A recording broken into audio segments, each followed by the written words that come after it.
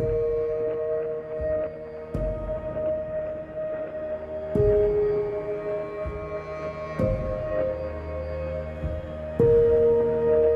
this particular project this year, and as we know, supported and funded by SICAP, has, I think I can say, been one of the most satisfying initiatives that we in the Co-op have undertaken, just because of the remarkable nature of the women, the resilience they've shown, and to watch their journey from arriving in Ireland alone, fleeing persecution, fleeing violence.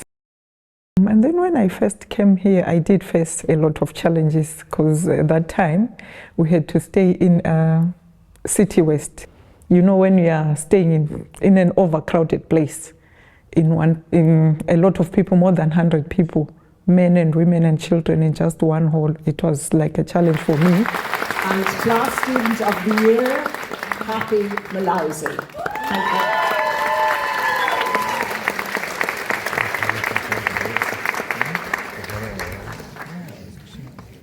And I'm coming Ireland in 2022, September.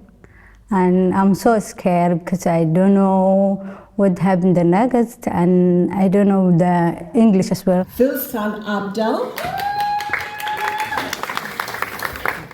When we come here, we have to find something to do, to work, to be able to integrate into society. Fortunately, we met Megan. She came to our center. She was very nice to us, and then she told us about the program. Zondai Fear.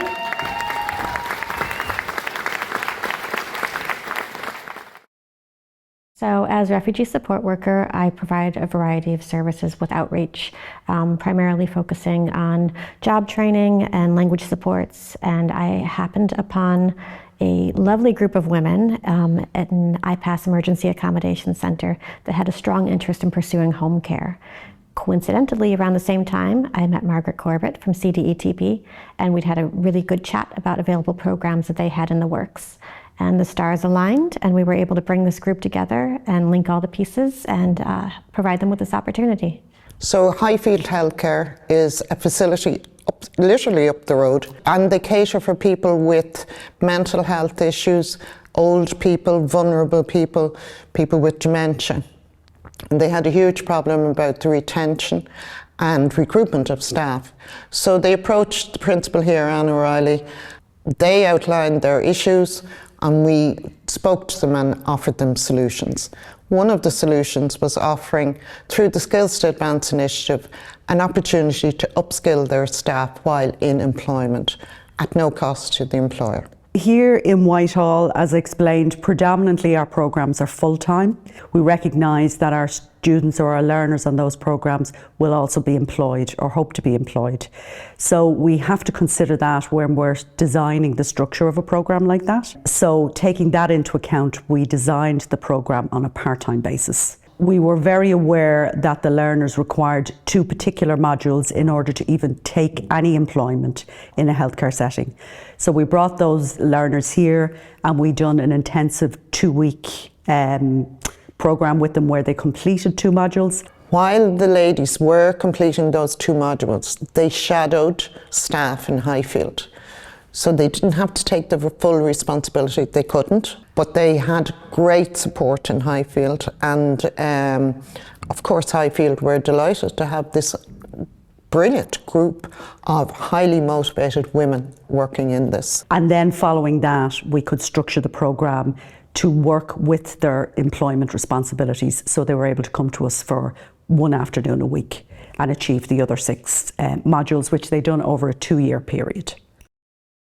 The challenges that we had is where we are staying. We used to stay in rooms, like in one room we have 4 people, 4 ladies. Different times they work some people they work in the night shift, I'm working the day shift. Yeah, they were good ladies, but sometimes it would be noisy, so it wasn't easy to study in the room. We didn't have Wi-Fi. In fact, I think when we had Wi-Fi, they only gave us Wi-Fi for a month or so, then it was cut off. We live with different people from different backgrounds, but at the same time, when you are positive and you know what you want, you try to make it work.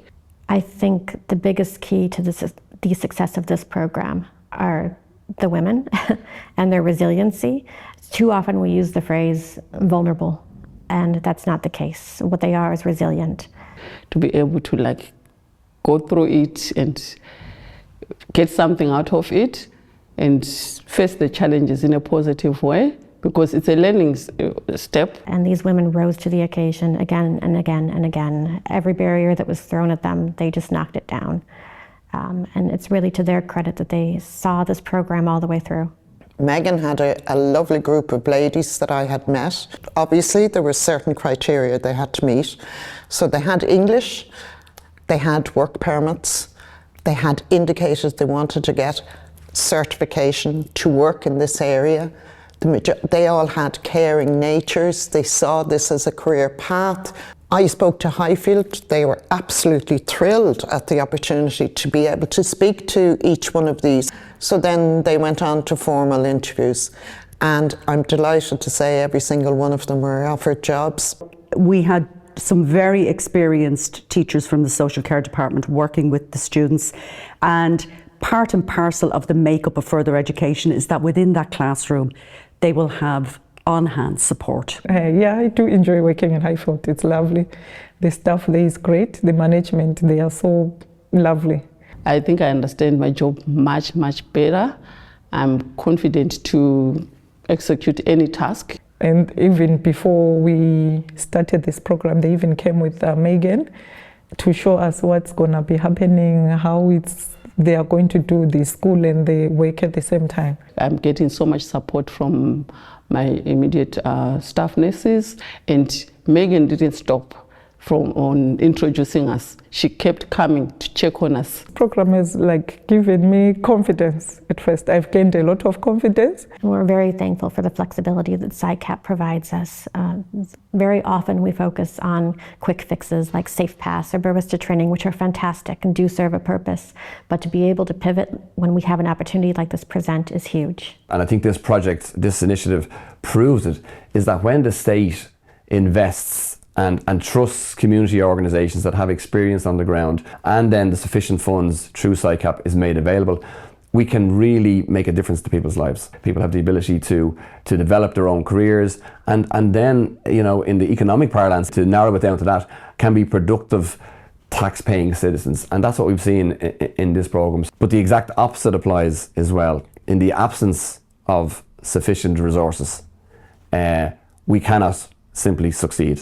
And by that I mean, we've seen throughout the last several years where huge investment and time and energy is invested in working with new communities to Ireland, and then that's completely uprooted and the rug is pulled from under us by the state by relocating these people at a moment's notice to the four corners of the country, where they have to literally start afresh again, start over again. They're pulled out of schools, they're pulled out of college, they're pulled out of their jobs, and they end up going from employed paying taxes to being unemployed, and then being dependent again on the state. And I think one of the really positive examples of this initiative and the success of it enables us to show to sort of traditional Irish communities that individuals who come to our country have a huge contribution to make, because it's these ladies and these women who are now working in home care and as health assistants, and they're working with a lot of Alzheimer patients. They're working and supporting the parents and the grandparents of Irish people, I suppose, of even white Irish people.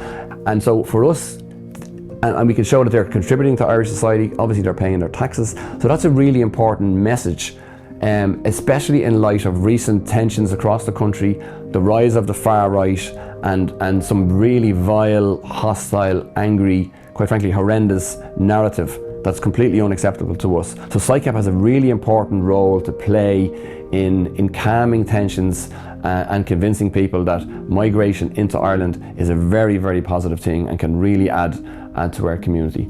Equally, in relation to the rise of the far right, the state needs to be extremely careful, and officials, and particularly politicians, about the narrative they use, because often the narrative that they use can undermine our work in relation to integration, can undermine the work of programmes funded like SciCap, because this idea, get tough on migration, and images of deportations and politicians virtually bragging about deporting people and hiring planes is quite frankly unhelpful and undermines the really positive work of government funded programs such as SICAP.